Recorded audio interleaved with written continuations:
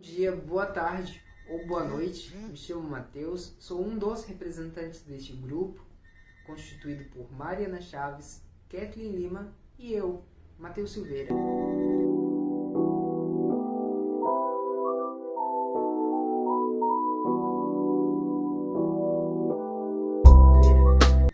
Hoje, nesse vídeo didático, vamos estar trazendo para vocês uma história de suma importância para o conhecimento da ciência e principalmente para o desenvolvimento dos modelos atômicos.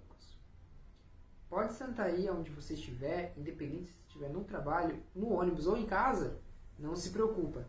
Nunca é cedo demais, nunca é tarde demais para a gente estar aprendendo e falando sobre ciência.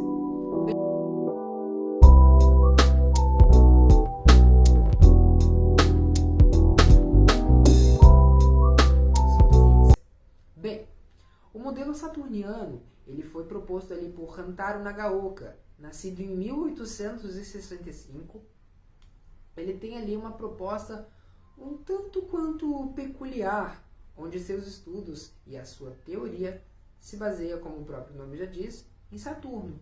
Isso mesmo, você não ouviu errado. Ele se baseia ali com uma ideia voltada ao planeta Saturno, onde consiste em uma esfera massiva e os anéisinhos de Saturno se comportando em torno dessa massa.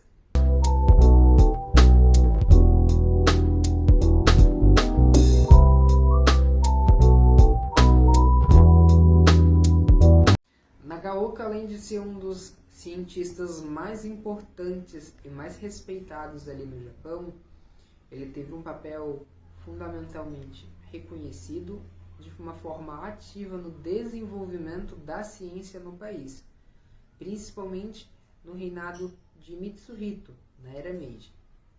Em 1887, ele teve sua graduação em Física na Universidade de Tóquio, instituição onde ele posteriormente atuou como docente por 25 anos. Após ele estar ingressando ali na Universidade de Tóquio, em 1882, ele trancou matrícula na faculdade por um ano. Então, logo concluiu seu primeiro período letivo. Antes da escolha ali da sua especialização, para um momento ali de reflexão sobre como deveria estar observando as questões da ciência. E é aí que ele começou a estar estudando um pouco mais sobre a filosofia chinesa. Nesse período, estudou profundamente essa filosofia chinesa e ele pretendia assim verificar se os orientais poderiam ter ideias originais, profundamente ali comparáveis às dos ocidentais. Analisando os conceitos de Yin e Yang e luz e sombra, positivo e negativo, Nagaoka entendeu que a explicação dada para os fenômenos eletromagnéticos por meio dessa dualidade se aproximava muito da praticada pela ciência ocidental. Assim, estudando a história da ciência chinesa, convenceu-se de que os asiáticos poderiam até mesmo realizar estudos de qualidade superior em relação aos feitos pelos europeus nos campos da astronomia e outras ciências naturais. Em setembro de 1884, Nagaoka retomou seus estudos formais aos 19 anos na Universidade de Tóquio, onde conseguiu ali a sua graduação em Física. Sua análise comparativa das particularidades dos europeus, americanos e dos japoneses continuou ocorrendo durante toda a sua carreira. Aos 74 anos de idade, escreveu em seu diário que os ocidentais costumavam travar embates de ideias e concepções científicas, mas não levavam tais controvérsias às relações pessoais, ao contrário do que ocorria entre os japoneses. Em 1890, Nagaoka assumiu o posto de professor assistente na Universidade Imperial de Tóquio. Foi para a Alemanha, onde permaneceu de 1893 a 1896 para aprimorar seus conhecimentos em física sob a supervisão de Ludwig Boltzmann.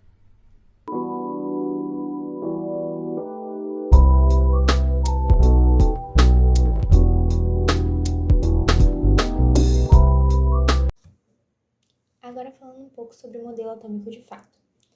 Nagaoka apresentou uma ideia de estrutura atômica bem nova para a época. No modelo de Thomson, a gente conhece o átomo como uma esfera positivamente carregada, o famoso pudim de passas.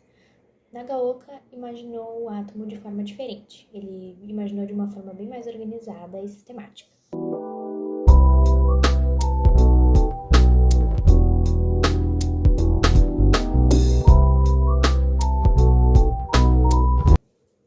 Nesse modelo que Nagaoka imaginou, o átomo seria composto por um núcleo, um caroço central massivo e positivamente carregado.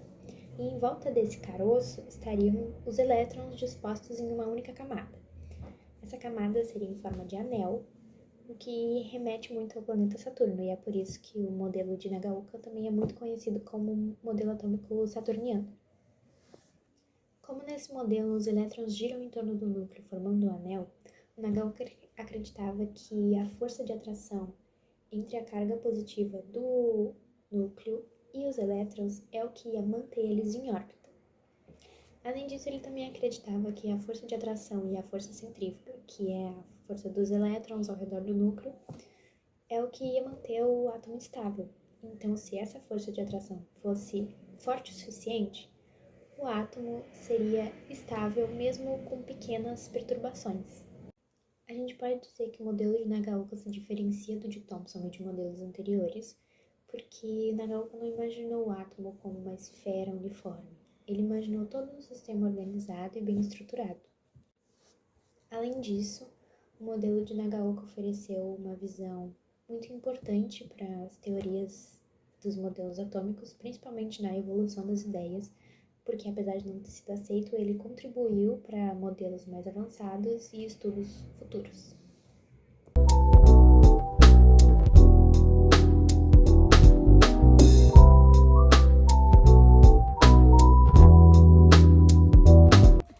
Agora eu vou falar um pouquinho sobre os problemas que o modelo de Nagaoka ele enfrentou, né, e que ele não foi bem aceito pelo meio científico, que eram vários problemas, mas um dos principais era a estabilidade do sistema que ele propôs, que não tinha estabilidade do sistema.